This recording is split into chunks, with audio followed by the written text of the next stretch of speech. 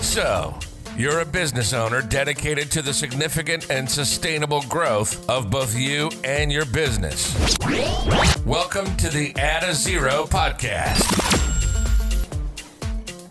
Hi, Joy Allen from My True North. This is the Add a Zero podcast, supporting conscientious business owners just like you to be able to grow, scale, and exit successfully.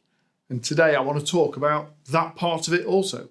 The legacy piece about being able to, what does it look like to be able to exit your business? Jay, I've got no intention of exiting my business. I'm in the prime of my life. I'm enjoying running my business. Why on earth would I ever think about an exit? And that's the problem I often find when many of the clients that I start working with, that whilst everything's going particularly well right now and they're in their 20s or 30s, maybe in their early 40s and enjoying everything that the business is growing, that they haven't got an exit plan or any consideration as to what that might look like. That at a moment's notice, if something were to happen, that you haven't got a plan that you can simply lift off the shelf and implement. And it means that you end up getting stuck in a business. Let me quickly share with you a very brief story about one of my own previous businesses and why I learned the hard way about having an exit plan. For those of you who've been watching and listening for a while now, you'll know my backstory with regards to having been the owner manager of a business who was a supplier to Woolworths in 2008 when Deloitte made the decision to close Woolworths as a no longer a profitable business and to close the business, and the impact it had on not just me and my business and the employees that we had, but the thousands of other people that were either directly salaried by Woolworths or the suppliers to and the supply chain and the impact it had across the UK at that time. And whilst we dug deep, I did a change management consultancy. I looked at my own business as if it was a client and determined as to what do we need to do to be able to overcome the massive financial challenge that we were facing, and then subsequently put that in place and was able to overcome that challenge and to turn it back into a profitable business that grew quite significantly off the back of the changes that we made. Just as a round numbers, and to share a little bit more about that so you understand where we were. At the time that we took on the Woolworths contract, we had 10 employees. We needed a further 7 employees just to honour the contract that we'd agreed and signed. So we grown to 17 very quickly. And then just 5 months later, into a 2-year contract, Deloitte made the decisions to close Woolworths, and we were forced to do nothing other than lay off the last 7 people we'd taken on, the people that we'd taken on specific for that contract, to enable us not to go bust and to have to lay off everybody else in the business. I can genuinely say it was one of the most painful and difficult things I've ever had to do in business. To be able to know that as a business owner, and through no fault at all of the individuals that you were laying off, that owing to somebody else's poor management of a huge big business and our reliance on that as an income, that they were going to have to be made redundant. It's what prompted me to be able to form the Add a Zero methodology in the first place, to ensure that no other business ever has to go through that challenge of laying somebody off, to be able to create jobs and careers for people that are safe and continue to evolve and grow and develop. However, at the time of this and the understanding of the need for an exit plan, we'd gone from 17 staff back to 10 staff, and then we'd put all of the changes in place. I'd invested a lot more money back into the business of my own in order to be able to get over that stumbling block, that challenge. And we were on a trajectory to be able to get to 15 to 20, and subsequently, when I sold the business, 22 staff. However, between 19 and 22 staff, I realised that even though I was running a very, very profitable business, a business that was doing well, that was growing rapidly, that was doing okay, that I hated it. I hated being there. I was running a multi-7-figure business and despising going to work because of the cost it had had to me personally, to me professionally, to the impacts, to the decisions I'd had to make, to the redundancies that I'd had to make. I regretted being in a successful business. And yet, because I didn't have a continuity plan, because I didn't have some things to be able to step into or to dust off and put into place, I was tied into the business for almost 3 years. No, that's not fair. 2 years, 2.5 years after I'd made the decision that I couldn't do this anymore, before I was in a position to be able to pass it on. And that was a long time to be in a business that I wasn't enjoying being in. Let me quickly put this into another perspective. There are around 20 to 22,000 businesses in the UK that every year close their doors and stop trading. Now, I'm not talking about the hundreds, if not thousands of businesses that don't succeed, the ones that either go broke or grow broke. I'm talking about 20, 21, 22,000 businesses a year that close the doors on a profitable business. Because either something happens to the owner or the owner's immediate family or a change in circumstances, and they don't have an exit plan. They don't have a legacy in place. They don't have anything to be able to enable the evolution of the business, the continuity of the business beyond their involvement.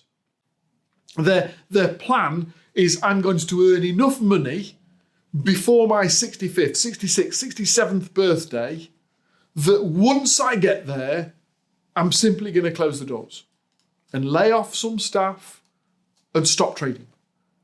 And genuinely and quite personally, I find that so unethical, it's almost unimaginable that we would ever think it okay to take on another member of staff, to pay a salary, knowing full well that when you turn 65, that they're redundant, they're out of work, even though it's their hard work that's helped us to get to where we are today. Personally, I find that completely unethical and not something I'm comfortable to be able to support. So, if that's the case, if the risk is that if we don't have an exit plan, if we don't have something in place, that the only thing that we're left to do is to try and earn as much money as we possibly can before we're 65, that by the time that we get there and we stop trading and there's no more cash coming in, that the money that we've earned has been sufficient to be able to see us through our retirement, that it just doesn't bear worth thinking about. It's just a little bit odd. It's a little bit short-sighted, if nothing else. Surely the true value in a business, the true value and measure of success, is the things that we put in place now that allow the business to continue to grow and evolve and development without your involvement within it, from now till the point that you choose to retire and to cease to take any income from it, or cease to have a physical involvement in it but retain share value and continue to be paid all the way through your retirement plan. Surely that sounds a lot more promising for both you and for the staff and for everybody else. So today, I want to ask, what is your exit plan? Have you given any real consideration to it? Is it already written and tested and proven and on the shelf ready that if anything was to change in your life, that you could simply take it off, turn to page 1 and start the implementation? It was less than 2 years ago that I was working with a young, thriving entrepreneur, not with one, but with 4 different businesses, doing incredibly well for himself, running 2 multi-7 and another 2 multi-6-figure businesses with a small team in 3 or 4 different sectors and industries. A proper, true entrepreneur that has seen an opportunity and to be able to grow and evolve and develop. Doing incredibly well for himself and thrilled to be able to see him provide for him and his family and his young kids, but also for the 20 or 25, possibly 30 people across his 4 businesses that he employed along the way. But no intent of retiring just yet, in the prime of his life, just preparing to become a marathon runner on the London Marathon. And yet one day, whilst out on a run with his running coach, whilst his businesses are happily running in the background, he pulled up short during the run, feeling unwell. The running coach became concerned. It eventually led him to go into a doctor's calling an ambulance and sending him straight to hospital. And at 39 years old, being told that there was a significant concern with his heart, that he would need to take a minimum of 3 to 6 months completely at rest and out of work, with the hope that it didn't have a life-changing impact on him and his health. 39 years old. The biggest risk was obviously to his health, but that was magnified with the stress that it had, that there was no continuity plan in place, that there was no structure and strategy in any one of the 4 businesses that were going to enable them to be able to grow and evolve and develop for 4 or 5 months without him being involved. And a very, very devout wife and a young family that had no understanding, no real understanding of what it takes to be able to step in and take over the role of running those 4 businesses.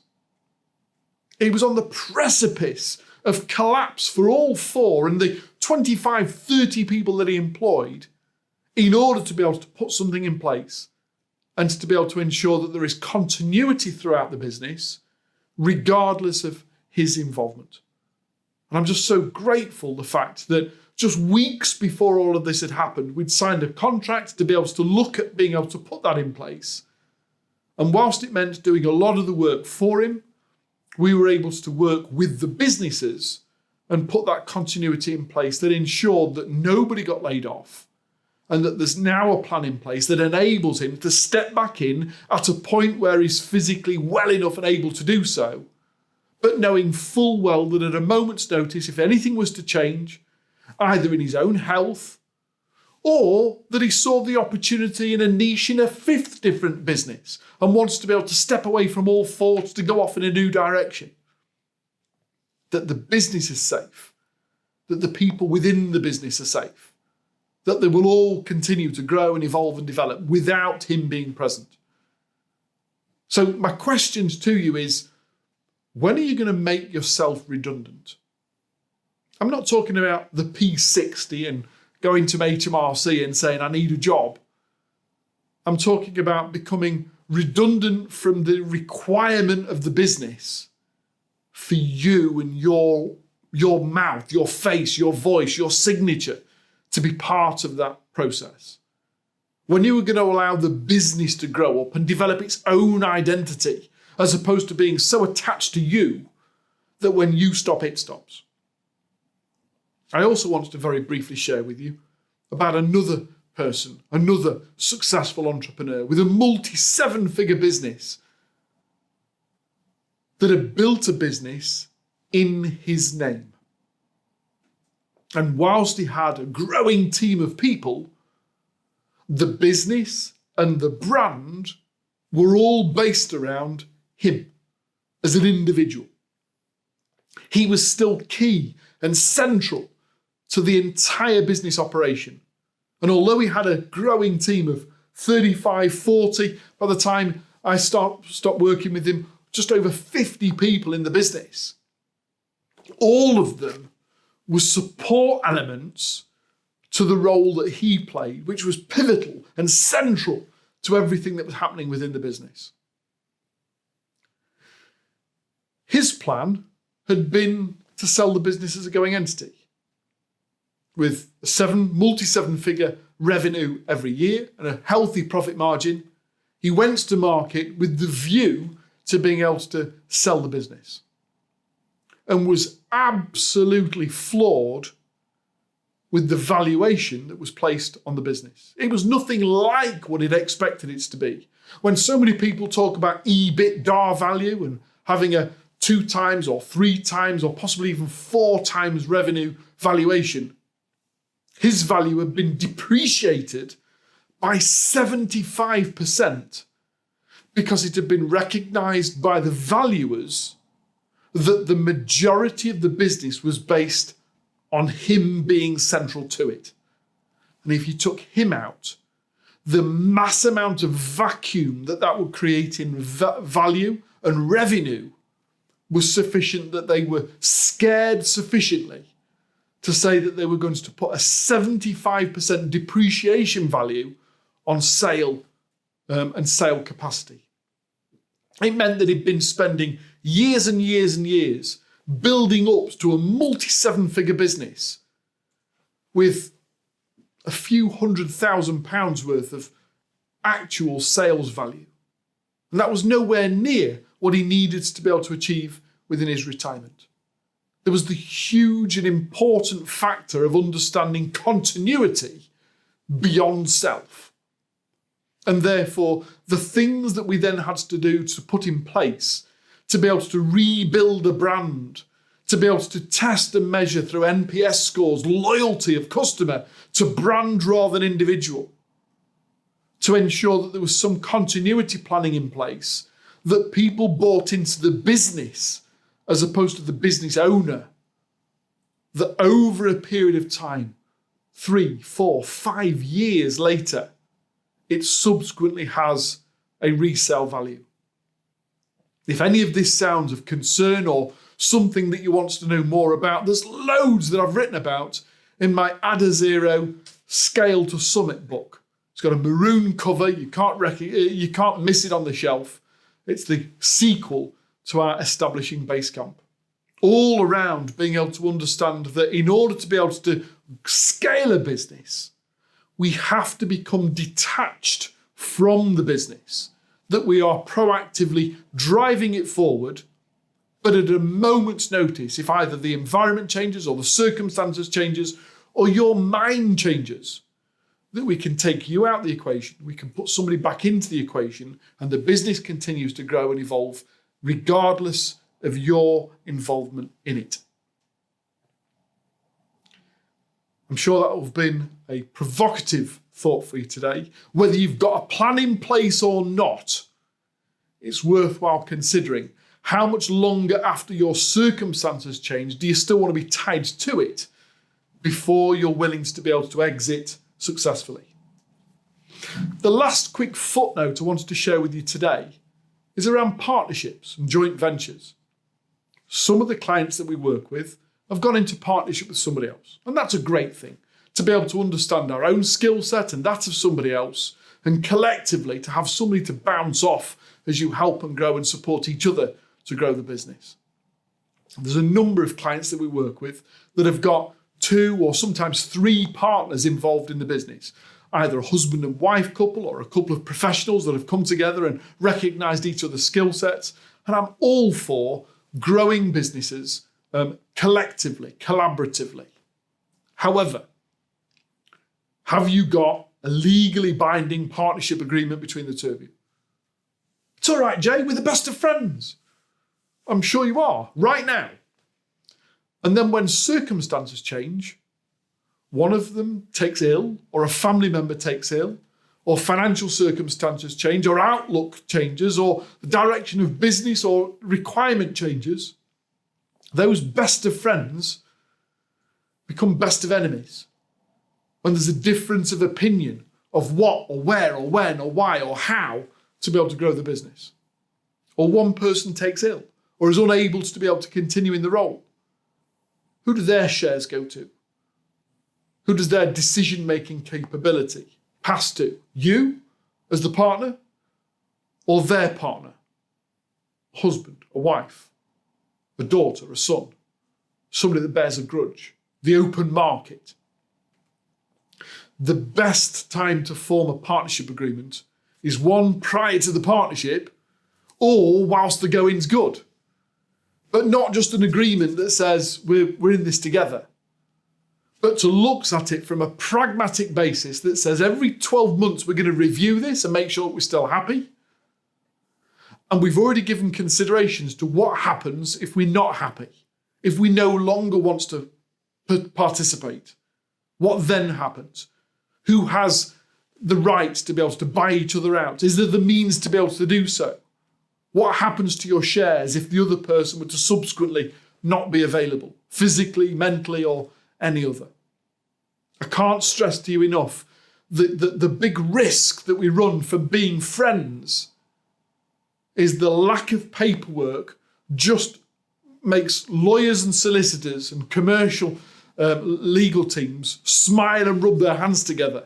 Because at some stage in the future, should things change, or rather, when things change, those verbal agreements, those handshakes become expensive legal entities.